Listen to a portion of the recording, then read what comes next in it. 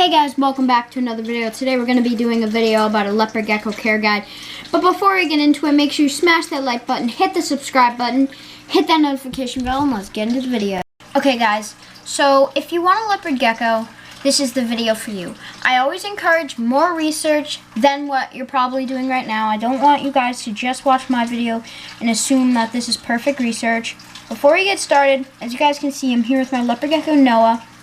He's in a bioactive 29-gallon tank, which I will show you at the end of the video. Sorry if I'm like cringing right now. When a gecko is crawling on your neck, it feels really weird, especially a leopard gecko because they have claws instead of sticky toe pads. So the first thing you're going to need when you get a leopard gecko is a cage or an enclosure. So cage size. For a baby, the bare minimum for a little baby is 10 gallons. I'd always recommend more. Mine is a 29-gallon, like I said, so okay. If you didn't tell, we're going to be like kind of like working, so like cage, we're going to be doing cage and then like what to put in the cage and then heating, handling, what they eat, all that stuff. So yeah, so let's start off with cage and just work our way up. So you get your cage, 10 gallon for a baby, 20 gallon minimum for an adult like this size. Okay, so you get your cage. Tank setup, what you're going to need in that tank. You're going to need a water bowl, at least 3 hides. So you're going to need a warm hide. You're going to need a humid hide where they can go, like a little hide with moss in it, where they can go to shed. So if they want to get higher humidity, they can go there and shed. And then we're also going to need a cool hide, which is just a hide that they can have some thermal gradient from their hot hide, which is where the heat pad is, which we'll talk about. You're also going to need, so after you pick your houses and you pick your decor and stuff, you don't need fake plants, stuff like that. Again, I have a live tank, but you need stuff. Substrate. Let me just get this out of the way. Very controversial subject. First thing, do not use sand. It will cause impaction. Their stomachs cannot break the sand down. Their stomach acid cannot digest that sand because it is made of quartz and stuff like that. Sand and walnut shells, cross those off the list. You can do not loose substrate. So loose substrate is something like dirt, stuff that you can move around with your hands. You can do stuff as paper towels, repti carpet, newspaper, stuff like that. That is not loose substrate that you can just lay down and pick up when they use the bathroom. But if you guys want to go for loose substrate to get that cool look, you can use Eco Earth from ZoomEd, plantation soil from Exoterra, and you can also be using like I have a bioactive substrate from the Biodeed. You can be using Earth Mix Arid from like Arid. It's called, yeah, Arcadia. So you can use substrates like that. Those will not cause impaction. Yes, they will get some of it in their mouth, but their stomach acids can digest it before it actually kills them and clogs up in their digestive system. So the next thing, you get all your decorations, you get the cage, you set up the tank.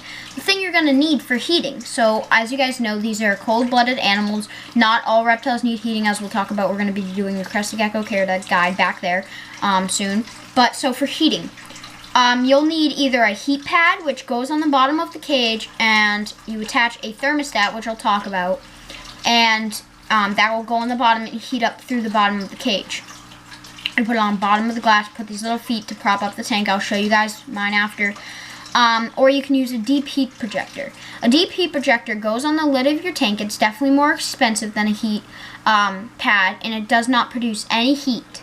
Does not produce any light. So you'll have that on your tank, and it doesn't produce any light, which is really cool because, as you guys know, leopard geckos they don't like light at night, and you'll have that heat projector all the time, same with the heat pad. And so yeah, and if you use a deep heat projector or a heat pad, you want to set the thermostat, which is a thing you get on Amazon or something like that, and you look up like reptile heat mat thermostat, and you plug the heat mat into that, and it's so it doesn't overheat. Same with the deep heat projector. They can overheat and straight fry your animals. So you want to set the thermostat to 89 to 95 max. I have mine set from 92, which is right in the middle of both of those, which is actually like a perfect temperature.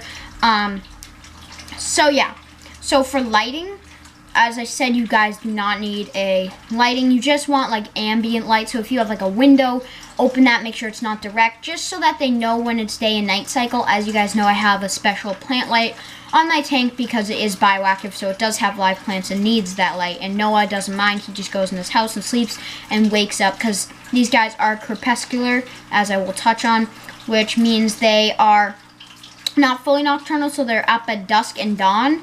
So that's perfect. Next thing, so you get your heat, you got your tank set up. Say you go to get the gecko. Where are you gonna go get it? So you can get it at pet stores. I don't recommend main pet stores such as Petco, PetSmart, all that stuff. Go to like a mom and pop shop, as they would say, or you can go to like a reptile expo, which is great because you can talk with the breeder and stuff.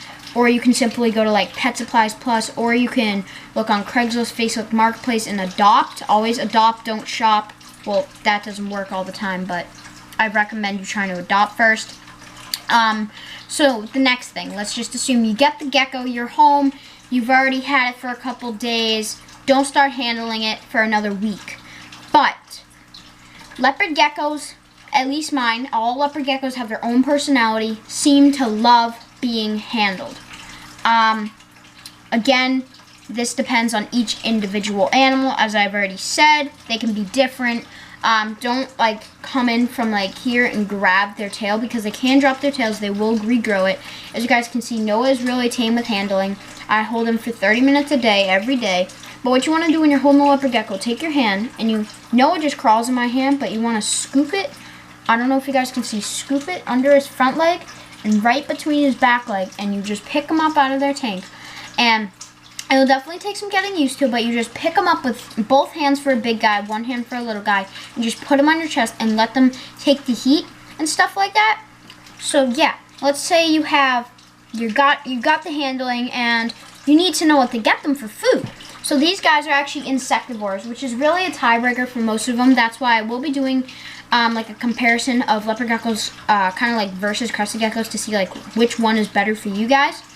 But this is definitely a tiebreaker for some people.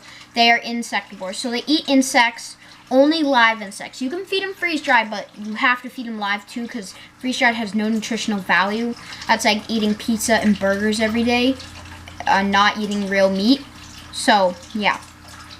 Some insects I recommend to feed them: mealworms, superworms, crickets, hornworms, and dubia roaches.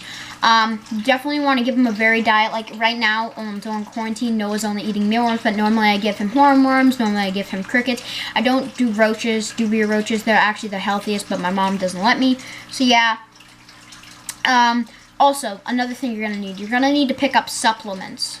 So you're going to need supplements such as multivitamins, D3 supplements, stuff like that. I'll show you mine so you guys can see what they look like. So these are the supplements you're going to need. One of them is, I don't know if you guys can see that, is calcium with D3.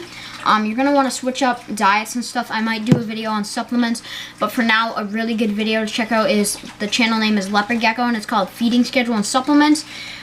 So also for feeding, if you have an adult, such as mine, who's I think 2 to 3 years old, you want to feed them every 2 to 3 days. And if you have a baby, that's daily. And if you have like a 1-year-old to 2, you want to feed them every other day. And you want to rotate the supplements. You're also going to need a multivitamin supplement and just a normal calcium supplement in your rotation. This you feed them less of, or you can just keep it in a cap in their enclosure. So yeah, another thing I wanted to add is you cannot cohab leopard geckos. It is very risky. They could fight to the death. Don't keep 2 leopard geckos together. Plus, why would you want to keep 2 together when you can just keep 1? Look at how cute they are. You don't want to put them with each other to fight. So yeah, another thing, for their water, when you put in your water dish, you're going to need something like ReptiSafe. So ReptiSafe is like a bottle like this big. I actually have it. I might show you guys later, but it's a bottle like this big or any size, and what it does is dechlorinates tap water. So unless you're using already dechlorinated water, then that's fine. But if you're using normal like tap water, you're gonna need ReptiSafe to dechlorinate that. Another thing you're gonna want to know about leopard geckos, especially like any leopard gecko, see these little toes? When they shed, they have a lot of shedding problems. That's why if you don't include that humid hide, well then they're gonna have a lot of shedding problems. So yeah, just make sure, please do more research. Don't just look at my video. Like, I always recommend going to other channels. Check out Leopard Gecko's channel if you're getting into leopard gecko. Also, Go Herping has a really good channel for like any animals. So yeah, guys, thank you for watching this video. Hopefully you enjoyed this video. Hopefully you do more research. If you are getting a leopard gecko, make sure you hit that like button, hit that notification bell if you really enjoyed this video. And if you want to get notified when I get more, hit that subscribe button, and we'll see you on the next one. Peace.